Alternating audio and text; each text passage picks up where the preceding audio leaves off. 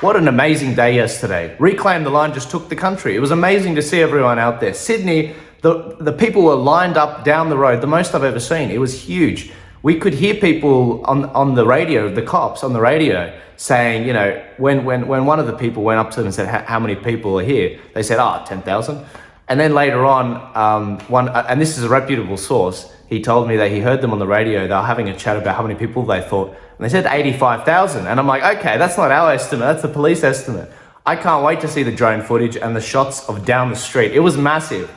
In other news, I've got some good news. There's actually a new party. It's slightly left wing, but they're pro-choice on the jab. I'm excited to tell you guys about that. Also, the media decided to do a complete tactical bungle and do a big hit piece on a lot of your favorite freedom fighters. Some of your favorite freedom fighters, they were trying to list all the things that are wrong with them, including me, and it wasn't quite working out, and it was really entertaining to watch. In sadder news, the mainstream media, namely the Sydney Morning Herald and news.com, they put out an article about one of the Aboriginal elders, and I won't say his name, who passed away. And they showed his photo, they showed his name, and they said that the title was, you know, Aboriginal elder dies in COVID ward. I'm like, hang on, you said he died from something else in the article. I mean, did you consult the family? Did you let them know? Did you ask for permission? A lot of us freedom fighters who put posts out, I didn't. A lot of freedom fighters who did put it out, they were in contact with the family and they said, is this exactly how you want the post written? Because it's private. This is, you know, they're in grieving right now. The elder only passed away 2 days ago, but the mainstream media, never failing to show us why we hate them so much, they put this article out. I'd be curious to see if they actually consulted the family. Also, the Sydney Morning Herald put another article out. They're really trying to pick fights this week, aren't they? They put this article out about a lot of the freedom fighters, and yours truly was in it.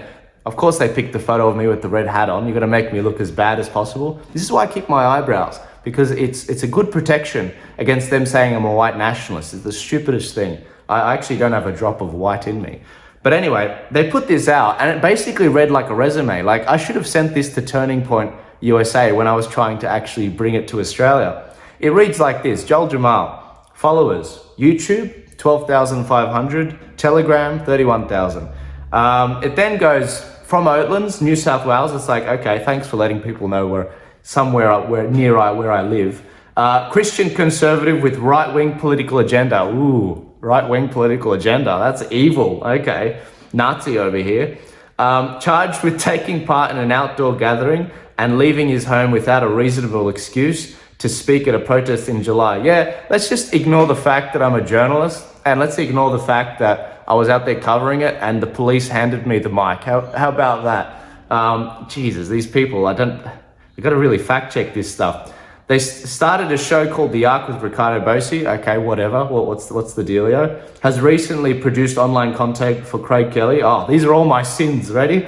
Launched Turning Point Australia, a spin-off of conservative youth group Turning Point USA, an influential pro-Trump lobby group.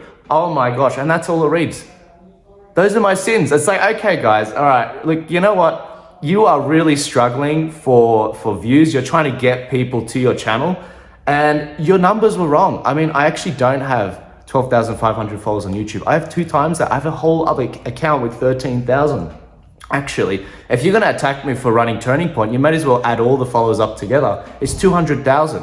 These people, and this is what's going on, guys. This is the establishment versus the anti-establishment. This is the establishment that's suffering with their views. They're trying to get ad revenue, but they can't get enough traffic to their articles. So what they do is they attack people like Pete Evans. They did that early on in the movement. They attack him.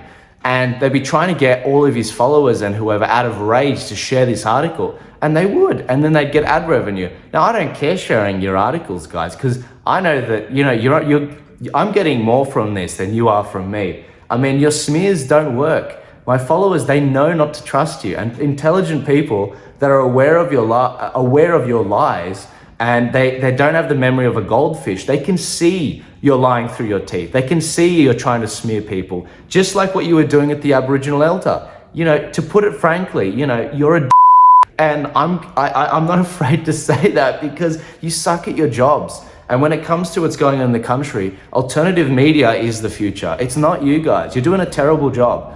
Intellectual honesty is very important, and people are hungry for it. Any politician that does that, and any alternative media person that's intellectually honest, you'll be successful. The old way of doing things is passing away, and I can't wait to usher in that new world. One of the new parties that is coming out, it's more of a left-wing party. They're pro-choice on the jab. They're pro-choice on the mandates. They're actually against lockdowns, and they're coming to. They're launching very soon. Actually, they're almost registered. They're getting checked by the AEC, and it's run by Drew Pavlo. He's going to be running in the Senate for, I think, Queensland. And he's got people in New South Wales that are running in heavily Chinese areas, because one of the big topics he's talking about, and this is how he's different to the other 7 freedom parties, is he's actually going against the CCP. In fact, he's described as the boy that basically annoyed the bees hive, basically. He's someone that's really annoyed the CCP, and in fact, their state sponsored newspapers have actually been attacking him quite a lot. He's got a big launch happening on Wednesday in Hyde Park at 10:30 a.m. I'm going to be there because I want to support any freedom party.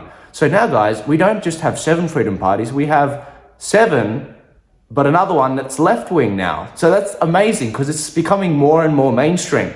The left wing and the right wing, the anti-establishment people, all coming together to say to the major parties, screw you. You're not doing a good job. We're not happy with where you've been leading the country the last few decades, but especially the last 2 years, and we think we can direct the country in a better way. I think it's going to be really good. I'm excited to see it. This is a party where I think their preferences will most likely go through a lot of the other freedom parties, because a lot of the values do align.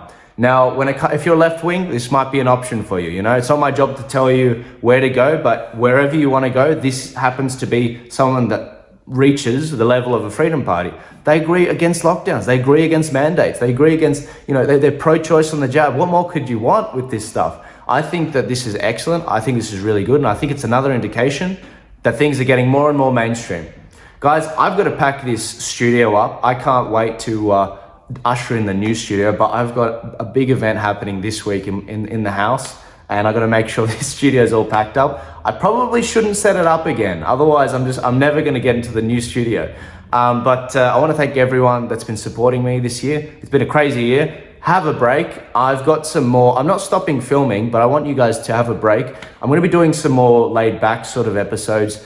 I'm going to go to some cafes. I'm going to be chatting one-on-one with people. I'm going to find some cafes that, they want a bit of a shout out because they've done it tough this year, but especially cafes that have actually been pro-choice on the jab on entry. They haven't really been checking.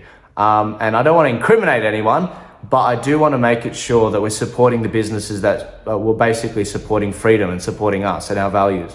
So that's going to be happening. But thank you, everyone. Yesterday was an enormous success across the country. Thank you, Mac and the Reclaim the Line team for organizing it. Sydney was amazing. Oh my gosh. The singer was amazing. The 2 young violinist boys were amazing. All of the speakers were excellent. And I just want to thank everyone. It was absolutely amazing. I will see you guys later. Share this segment. Let everyone know about the good news.